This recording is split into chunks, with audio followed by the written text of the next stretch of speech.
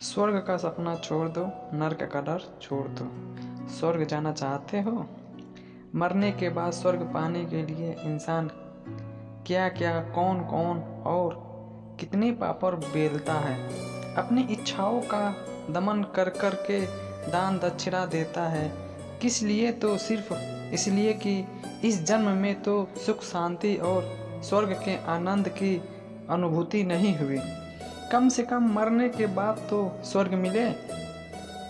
लेकिन क्या आपको मन में कभी ये शंका नहीं आई कि क्या वास्तव में स्वर्ग और नरक है या नहीं है? तो ब्राह्मण ने कहा पर है। आइए हम थोड़ा विस्तार से इस पर सोचते हैं। हमारे धर्मपरायण लोगों के अनुसार तीव्र कल्पनाशक्ति से हमें विचार से बताया गया है कि स्वर्ग क्या है, स्वर्ग में क्या क्या सुविधाएं हैं और नरक में कितना कष्ट होता है। उन्होंने बताया कि स्वर्ग में इंद्र, वरुण, सूर्य आदि देवता रहते हैं। पृथ्वी की सारी पुण्यात्माएं स्वर्ग में रहती हैं।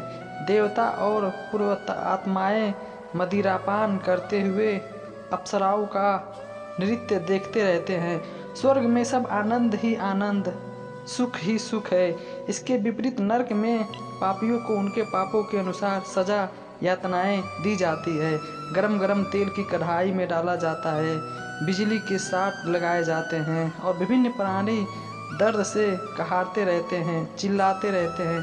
सामान्यतः स्वर्ग और नरक बोले तो यही दृश्य हमारे आंखों के सामने आते हैं और कहा जाता है कि स्वर्ग ऊपर है और नरक नीचे है। लेकिन यदि स्वर्ग ऊपर अंतरिक्ष में कहीं पर है तो आज स्पेस और नासा जैसी संस्थाओं द्वारा अंतरिक्ष में इसके उपग्रह भेजे गए हैं और जब ये उपग्रह अंतरिक्ष में लाखों करोड़ों किलोमीटर तक यात्रा करते हैं तो इन्हें कहीं तो कहीं स्वर्ग दिखता। ठीक उसी तरह जमीन के भीतर, समुद्र के अंदर सैकड़ों फुट तक खुदाई करने पर भी आज तक कहीं भी नरक नहीं मिला। क्यों? हिंदू धर्म में स्वर्ग की कल्पना में एक सभागृह में देवतागण मदिरापान करते हुए बैठे हुए हैं और अप्सराओं का नृत्य चल रहा है। यही है इसमें। कहीं भी ईसा मसीह, बुद्ध, मुस्लिमों या जैनियों के भगवान नहीं है हिंदुओं के स्वर्ग में, बल्कि धर्मों के देवी देवताओं क्यों नहीं रह सकते। इसी तरह मैंने कहीं पर पढ़ा था कि जैनियों के मंदिर में स्वर्ग का हवाई चित्र बना हुआ रहता है जिसमें सभी 24 तीर्थकारों के मकान बने हुए हैं, पर उनमें कहीं भी कृष्ण, बुद्ध, ईसा मसीह का घर नहीं है। क्या जैनियों का स्वर्ग सिर्फ जैन साधुओं के लिए ही है? बाकी धर्मों के भगवान उनके स्वर्ग में नहीं रह सकते? या फिर धरती की तरह स्वर्ग में भी विभिन्न धर्मों के झगड़े होते हैं, अतः वहाँ पर भी अलग अलग धर्मों के भगवान के लिए अलग अलग स्वर्ग है। यदि स्वर्ग में भी धार्मिक भेदभाव है तो क्या हम उसे स्वर्ग नहीं कह सकते? गीता में लिखा है कि आत्मा पर किसी भी चीज़ का कोई प्रभाव नहीं होता। आत्मा न पानी में डूब सकती है, न हवा में उड़ सकती है और ना ही अग्नि में चल सकती है। तो फिर आप ही सोचिए कि जब किसी पापी को नरक में सजा दी जाती है तो कैसे दी जाती है? क्योंकि शरीर तो पृथ्वी पर क्या तो जला दिया गया है या दफन कर दिया गया, तो आत्मा पर हवा, पानी या अग्नि किसी भी चीज़ का कोई असर होता ही नहीं। तो फिर नरक में यातनाएं देंगे किसे? इस बात का साबित होता है कि स्वर्ग और नरक सिर्फ हमारी कल्पनाएं हैं और कुछ नहीं। वास्तव में स्वर्ग और नरक नाम के स्थान ब्रह्मांड में कहीं भी नहीं है। सुखों के प्राप्ति को स्वर्ग और दुखों की प्राप्ति को नरक कहते हैं। स्वर्ग हमारी आकांक्षाओं का सबूत है, तत्वों का नहीं। वास्तविक स्वर्ग तो हमारे मन में है, जो यहाँ वास्तविक जीवन में संभव नहीं है। जो बातें धरती पर इंसान करना चाहता है लेकिन कर नहीं सकता, उन सभी बातों को हम स्वर्ग में कर सकने का सपना देखते हैं।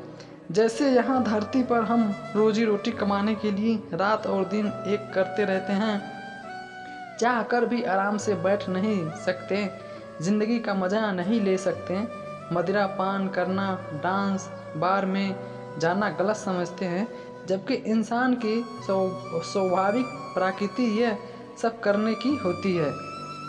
इसलिए हम हमारी कल्पनाओं में स्वर्ग में हमारे देवताओं को मदिरा पान करते हुए और अप्सराओं का नृत्य देखते हुए आराम से बैठे हुए देखते हैं। जो लोग गर्म स्थानों पर रहते हैं उनके स्वर्ग में ठंडी ठंडी हवाएं बहती है, यूँ जो लोग ठंडे इलाके में रहते हैं उनके स्वर्ग में गर्मी रहती है। मतलब जो चीज़ हमें यहाँ धरती पर नहीं मिलती वो सब चीज़ की कल्पना हम स्वर्ग में करते हैं। अब सवाल यह आता है कि जब स्वर्ग और नर्क वास्तव में है ही नहीं, तब हमारे पुराणों में इसकी कल्पना क्यों की गई है? मुझे लगता है कि इसके मुख्यतः दो कारण हैं, एक इच्छा और दूसरा बुरा। अच्छा कारण यह है कि स्वर्ग के सुख की काल्पनिक आशा और नर्क का डर लोगों को लुभा कर अच्छे मार्ग पर ले आता है, सदाचार के लिए प्रेरित करता है। बुरा कारण यह है कि कुछ धंधेबाज धर्मपरायण लोग भोली भाली जनता को स्वर्ग का लालच देकर और नर्क का भय दिखाकर अपनी दुकानदारी चलाते रहते हैं। हमारे धर्मपरायण लोग न तो स्वर्ग में रह सकते हैं न ही नर्क से गुजर रहे थे। फिर असल में स्वर्ग और नर्क में क्या होता है, इन्हें कैसे पता करें? जहाँ तक मृत्यु की बात, स्वर्ग और नर्क की प्राप्ति की बात है तो वह बेमानी है, क्योंकि इस शरीर के नष्ट हो जाने के बाद स्वर्ग और नर्क की अनुभूति को बतलाने का कोई उपाय नहीं है। आज भी विज्ञान के पास नहीं है। मरने के बाद आत्मा कहाँ जाती है, इसके साथ क्या होता है, इसका आज तक कोई भी विश्वसनीय प्रमाण हमारे पास नहीं है, जो भी सिर्फ कयास ही लगाए जाते हैं। यहाँ धरती पर ही जिसके घर लोगों को आपस में प्यार और उस घर के लोगों को स्वर्ग के सुखों का एहसास होता है और नर्क का लाइव देखना है तो किसी भी बड़े अस्पताल में जाने पर दर्द से कहराते लोगों नर्क का एहसास करा देंगे।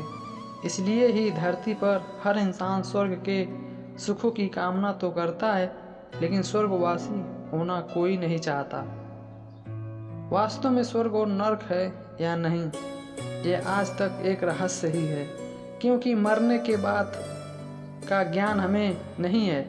फिर भी यह पोस्ट लिखने का मेरा उद्देश्य सिर्फ इतना है कि कुछ धंधेबाज धर्मप्राय लोगों को बहकाने में आकर हमें सिर्फ अपने स्वयं के आचरण पर ध्यान केंद्रित करना चाहिए।